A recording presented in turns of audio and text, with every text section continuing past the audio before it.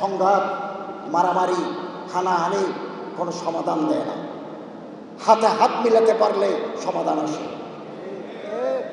আমরা যদি আমাদের সমাজ, আমাদের রাষ্ট্রকে যদি একটা মহিমান্বিত রাষ্ট্রে পরিণত করতে চাই, রসুলের আদর্শ ছাড়া বিকল্প নাই। হযরত সাল্লাল্লাহু আলাইহি ওয়াসাল্লামের সুন্নাত, হযরত সাল্লাল্লাহু আলাইহি ওয়াসাল্লামের সিরাত, হযরত সাল্লাল্লাহু আলাইহি ওয়াসাল্লামের জীবন আদর্শ, লাইফ স্টাইল আমরা যদি গ্রহণ করি, আমাদের পরিবারে পরিবর্তন আসবে, আমাদের সমাজে পরিবর্তন আসবে, আমাদের রাষ্ট্রে পরিবর্তন আসবে। এবং এই হযরতের জীবনীগুলো আমরা পড়ি, বেশি করে পড়ি। হিন্দুরা পর্যন্ত মহীশূর ইউনিভার্সিটির ফিলোসফির প্রফেসর ডক্টর রামা রাও এত বড় কিতাব লিখেছেন দি মুহাম্মদ, এটা সাল্লাল্লাহু আলাইহি ওয়াসাল্লাম, এত বড় কিতাব।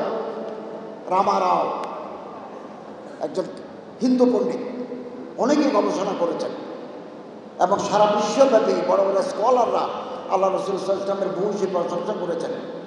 আমরা অনেকেই হযরত ইসলামের পূর্ণ জীবনী কোনোদিন পড়ি নাই, এগুলো আলহামদুলিল্লাহ বাজারে আছে, বই মেলা হবে, আপনারা আসবেন। ইসলামের উপর বিভিন্ন দিকের উপর বড় উন্নত মানের বই সৃজনশীল প্রকাশকরা করেছেন, অনেকে বিক্রি করছেন। এই বইগুলো আমরা কিনব, আমাদের জ্ঞানের অনুষদকে আমরা বৃদ্ধি করব, আমাদের ফ্যাকাল্টি অফ নলেজকে আমরা বৃদ্ধি করব। এবং সংঘাত, মারামারি, হানাহানি কোনো সমাধান দেয় না।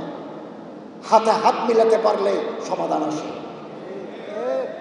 আসুন ভেদাভেদ ভুলে গিয়ে নেগোসিয়েশন ইজ বেস্ট পলিসি, একটা আলাপচারিতা, এটাই হচ্ছে সবচেয়ে সুন্দর পলিসি। সংঘাত এট দি গান পয়েন্ট, আমাদের চিফ অ্যাডভাইজার মহোদয় বলেছেন, অস্ত্র দেখিয়ে কোনো দাবি আদায় করা যাবে না। আপনি আমার বুকের উপর গুলি ধরবেন, দাবি পূরণ করো, এটা হবে না। এটা হবে উইথ নেগোসিয়েশন। আসুন, আমাদের দরজা খোলা। ইসলামিক ফাউন্ডেশন নিয়ে যদি কোনো বক্তব্য থাকে, বইমেলা নিয়ে যদি কোনো বক্তব্য থাকে, তো আমরা আসি, তো আমরা তো আমাদের সাথে নেগোসিয়েশন করা যায়। আসুন আমরা আমাদের মানসিকতাকে পরিবর্তন করি, রসুলের আদর্শে আমরা জীবন সাজাই। আল্লাহ তাআলা আমাদের তৌফিক এনায়েত করুন। ওয়া আখিরু দাওয়ানা আলহামদুলিল্লাহি রাব্বিল আলামিন।